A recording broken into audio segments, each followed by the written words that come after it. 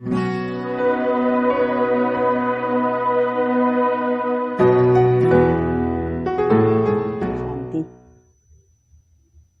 जीवन के अंदर अगर हम इस चीज पर ध्यान देते हैं कि दुनिया क्या कहेगी, लोग क्या कहेंगे, मेरे रिश्तेदार क्या कहेंगे, दूसरे लोग इस बारे में क्या सोचते हैं, अगर इन्हीं बातों पे हम ध्यान देंगे तो हम एक ध्यानी या योगी जीवन नहीं जी सकते। वैसे तो साधारण जीवन जीना भी कठिन है अगर हम इस बातों पर ध्यान देते हैं, लेकिन अगर हमने कुछ साधना का पथ अपनाया है, ध्यान का पथ अपनाया है, तो हमें इन बातों को नजरअंदाज करना पड़ेगा। कुछ लोग आलोचना भी करेंगे, कुछ लोग क्या कहें, ज्यादातर लोग आलोचना ही करेंगे क्योंकि हम उनसे हटकर कुछ कर रहे हैं। पर अगर हम उन बातों का ध्यान रख देंगे, उन बातों पर, तो हम अपने पथ पर कभी भी आगे नहीं बढ़ सकते। इस पर मुझे एक प्रसंग याद आता है जो हमको ये चीज समझने में बहुत मदद करेगा। एक साधु रास्ते से कहीं जा रहे थे, महात्मा जी, उनको प्यास लगी तो उन्होंने नदी के पनघट पर पानी पिया और पी करके कुछ देर विश्राम करने के भाव से एक पत्थर पर सिर रख के वो सो गए। पर वो पनघट था तो वहां पानी भरने के लिए पनिहारिन या महिलाएं आती जाती रहती थी। उसको देखकर एक महिला ने बोला, एक पनिहारिन ने बोला कि साधु तो हो गया पर तकिए का मोह नहीं गया। पत्थर ही सही पर रखा तो सही मुंह। अब ये बात साधु ने सुन ली। अब ये सुन करके साधु ने अपने सिर के नीचे से वो पत्थर निकालकर फेंक दिया। ये बात दूसरी जो पानी भरने वाली महिला थी उसने देखी और उसने इस बात को देख करके दूसरी बात कह दी। उसने कहा साधु तो हो गया लेकिन अभी अंदर का रोब नहीं गया, खींच नहीं गई, पत्थर फेंक दिया उठा करके। तो इस बात पर साधु सोचने लगा कि अब वो क्या करे। आश्चर्य में पड़ गया, लगाऊं तो मोह कहला दिया, निकाल के फेंक दिया तो क्रोध का एक रूप रोब कह दिया। तो इस पर तीसरी पनिहारिन बोली, तीसरी जो साथी थी उन महिलाओं की, वो बोली कि बाबा ये तो पनघट है और यहाँ पर तो हमारे जैसी पानी भरने वाली अनेकों महिलाएं आती जाती रहेंगी, कोई कुछ कहेगा, कोई कुछ कहेगा।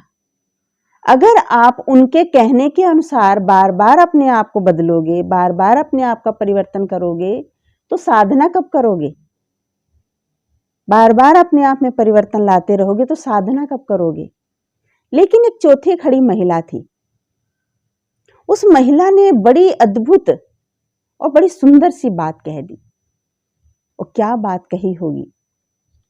उस महिला ने कहा कि मेरी बात अगर बुरी लगे तो माफ करना महाराज, महात्मा जी क्षमा करना, लेकिन मुझे लगता है कि आपने सब कुछ छोड़ा लेकिन अपना चित्त नहीं छोड़ा। संसार का सब साधन छोड़े, सुविधा छोड़ी, घर छोड़ा, सब कुछ छोड़ा, लेकिन चित्त नहीं छोड़ा। वो अभी भी वहीं का वहीं है, वैसा ही है। बाबा दुनिया पखंडी कहे तो कहे, तुम जैसे भी हो प्रभु के नाम में मस्त रहो, ईश्वर के नाम में मस्त रहो। क्योंकि सच तो यही है कि दुनिया का तो काम ही है बोलना। कैसे? आप ऊपर देखकर चलेंगे तो दुनिया कहेगी अभिमानी है, कितना अभिमान है कि ऊपर ही चढ़ा के देख रहा है, इसकी अभिमान के अंदर आसमान में चढ़ा हुआ है, सिर नीचे ही नहीं झुकता इसका। और अगर आप नीचे देख कर बात करेंगे, नीचे देखेंगे, तो कहेंगे इसकी हिम्मत ही नहीं है किसी से निगाह मिलाने की, ये किसी से आंख ही नहीं मिलाते हैं। और अगर आप आंख बंद कर लोगे, दुनिया यहां भी नहीं छोड़ेगी। आंख बंद कर लेंगे तो कहेंगे कि ध्यान का नाटक कर रहा है, पाखंड कर रहा है। तो क्या करना चाहिए? और चारों ओर देखने लग जाओगे तो कहेंगे इनके तो निगाह ही नहीं टिकती है, चारों ओर घूमती है, इनकी तो अपनी दृष्टि पे कंट्रोल नहीं है।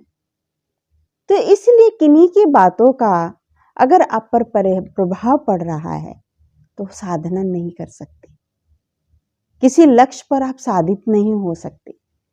तो अगर लोग बाग इस तरह की बातें कर रहे हैं कि आप चारों तरफ निगाह घुमा रहे हैं और आपने परेशान होकर के अपनी आंखें फोड़ ली, तो क्या करेंगे?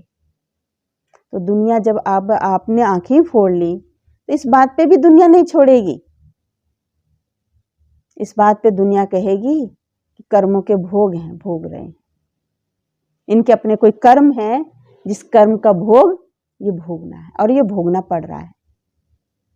क्योंकि मानवता के विचार अनेक हैं और ये माना भी जाता है कि आज ईश्वर को राजी करना बहुत आसान है, लेकिन संसार के मनुष्यों को राजी करना असंभव है, सहज नहीं है। ईश्वर को राजी करना तो बहुत सरल है। दुनिया क्या कहेगी, अगर इन्हीं बातों को हम ध्यान देते रहेंगे, उन्हीं पर हम सोचते रहेंगे, तो हम अपना ध्यान, हम अपनी साधना, अपनी एकाग्रता कैसे ला पाएंगे? इसीलिए हमने एक जीवन का कोई लक्ष्य बनाया है, या हमने कोई साधना का पथ चुना है, या हमने कोई जीवन में कुछ प्राप्त करने के लिए कोई लक्ष्य साधा है अपने जीवन के अंदर, कुछ उपलब्धि हासिल करने के लिए कोई टारगेट बनाया है, कोई सीमा बनाई है, कोई बिंदु बनाया है, बिना किसी की आलोचनाओं की परवाह किए सिर्फ अपना कर्म करते चले। कर्म तो जरूर करना है, और कर्म को हर कोई, जो कर्म आप कर रहे हैं, हर कोई आपके कर्म को स्वीकार करे ये कोई जरूरी नहीं है। हर कोई आपके तरीके को स्वीकार करे ये कोई जरूरी नहीं है। कोई कुछ बातें बनाएगा, कोई कुछ बातें बनाएगा। पर अगर आपको कोई टारगेट हासिल करना है, अगर आपको कोई लक्ष्य हासिल करना है, अगर आपको कोई मंजिल हासिल करनी है, या आप जिस पथ पर चल रहे हैं उस पथ पे आपको सफलता हासिल करनी है, तो आपको आलोचनाओं की को इग्नोर करना पड़ेगा।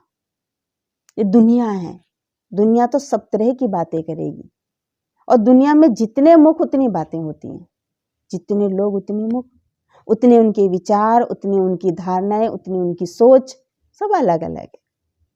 तो इसीलिए कर्म करना है हमको, पर आलोचनाओं को नजरअंदाज करके, आलोचनाओं की परवाह किए बिना कर्म करना है। आलोचनाओं पर ध्यान नहीं देना है। उनको ही अगर मद्देनजर रखेंगे, उनकी चिंता करते रहेंगे, तो हम अपने टारगेट पर कभी भी सफल नहीं हो सकेंगे। तो इसलिए चाहे ध्यानी जीवन है, चाहे हमारा किसी कोई बिजनेस से संबंधित है, या कोई नौकरी से संबंधित है, या किसी भी विभाग से, किसी भी फील्ड से संबंधित हमारा टारगेट है, अगर हमें वो हासिल करना है तो आलोचनाओं की चिंता छोड़ दो, मत करें उसकी चिंता, सिर्फ अपने लक्ष्य पर फोकस रखें और वही करें जो आपको सही लगता है। ओम शांति।